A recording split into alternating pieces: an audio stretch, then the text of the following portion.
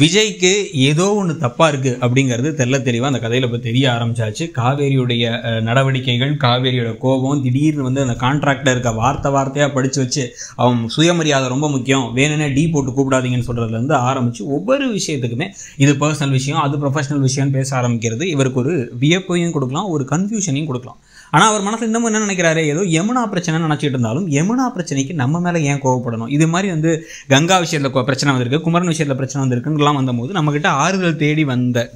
காவேரி நம்ம மேலே திடீர்னு கோவப்படுறாங்க அப்படின்னா நம்ம தானே ஏதோ தப்பு பண்ணியிருக்கோம் அப்படிங்கிறது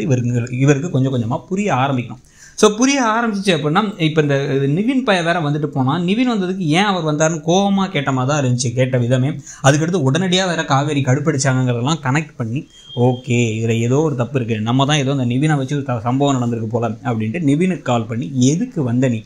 அப்படிங்கிறத கேட்டு இப்போவாச்சு நிவின் வந்து இல்லை நான் உண்மையை சொல்லிட்டேங்கிறத உங்கள்கிட்ட சொல்ல மறந்துட்டேன்,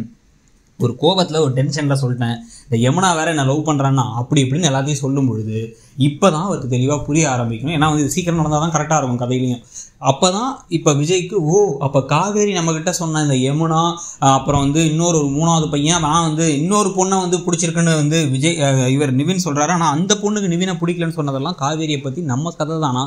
நம்ம கிரியேட் பண்ண விஷயம் தான் இவ்வளோ பெரிய பிரச்சனையை கிரியேட் பண்ணியிருக்கா அப்படிங்கிறத யோசிச்சு ஓ மை காட் அப்படின்னு சொல்லிட்டு இப்போ அவர் உடனடியாக ஓடி போய் இப்போ காவேரி கிட்ட, காவேரி இந்த நிவின் விஷயத்தால் தான் நீ என் மேலே கோமா இருக்கியா, உண்மையை சொல்லுங்கிறத கேட்டால் பரவாயில்ல, ஈகோவாக மனசில் வச்சுக்கிட்டோ இல்லை மைண்ட் வாய்ஸில் வந்து காவேரி பேசுகிற மாதிரி இப்போ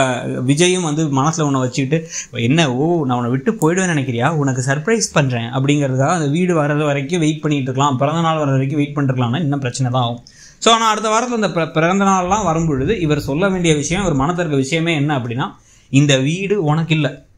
இப்போ வாங்கியிருக்க வீடு உன்னுடைய அம்மா அதுக்கப்புறம் வந்து அக்கா தங்கச்சி இது எல்லாருமே வந்து ஒரு சின்ன வீட்டில் கஷ்டப்படுறதுக்கு பதிலாக அவங்க பெரிய வீட்டில் இருக்கலாம், நீ என் கூட தான் இருக்க போகிற. ஏன் என் கூட இருக்க போகிற அப்படின்னா வந்து நம்ம அந்த கான்ட்ராக்டை கிழிச்சு போட்டலாம், இனிமேல் அந்த கான்ட்ராக்ட்லாம் வேணாம், யாருக்கும் தெரியாமல் நம்ம 2 பேரும் ஒரு தடவை கல்யாணம் முடிஞ்சு அப்படியே நம்ம 2 பேரும் ஒன்றாவே வாழ்ந்துடலாம், எனக்கு நீ வேணும், நீ இல்லாமல் என்னால் இருக்க முடியாதுன்னு எனக்கு தோணுது அப்படிங்கிறத சொல்லணும்னா அவர் பிளான் பண்ண போகிறார்.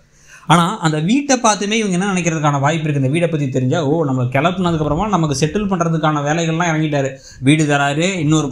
பையனை கல்யாணம் பண்ணிக்க சொல்கிறாரு, அப்போ இவருக்கு நம்ம மேலே காதலே இல்லை, நம்ம தான் பைத்தியக்காரி மாதிரி இவர் மேலே வந்து காதல் வச்சுட்டு இருக்கோம் அப்படின்னு சொல்லிட்டு வந்து காவேரி கோவப்பட, அந்த சமயத்தில் வேறு அந்த வெண்ணிலா கூட்டம் தான் சரி ஓகே உங்களுக்கு தான் என் மேலே காதல் இல்லையே, உங்களுக்கு மனசில் வெண்ணிலா இருக்கிறனால தான் இப்படி பேசுகிறீங்க, நீங்கள் வெண்ணிலா கூடவே வாழ்ந்துங்க, நான் அந்த பக்கமாக போயிடுறேன் அப்படின்னு திருப்பி வந்து காவேரி முடிவு பண்ணுறதுக்கான வாய்ப்புகள் உண்டு. ஆனால் அதெல்லாம் நிறுத்தணும்னா 2 விஷயம். ஒன்று, காவேரி மைண்ட் வாய்ஸில் இருக்கிறத ஓப்பனாக வாயை திறந்து பேசி என்ன இந்த மாதிரி நீங்கள் காயப்படுத்திட்டீங்கிறத சொல்லணும். இல்லை அப்படின்னா விஜய் நிவின் மூலமாக தெரிஞ்சுக்கிட்டு விஜயே வந்து குடுன்னு ஓடி வந்து தயவு செஞ்சு கான்ட்ராக்டை கிழிச்சிடலான்னு சொல்லணும். எது நடக்கும்னு நினைக்கிறீங்க, அந்த கதை எப்படி போகுதுன்னு நினைக்கிறீங்கிறத சொல்லுங்கள்.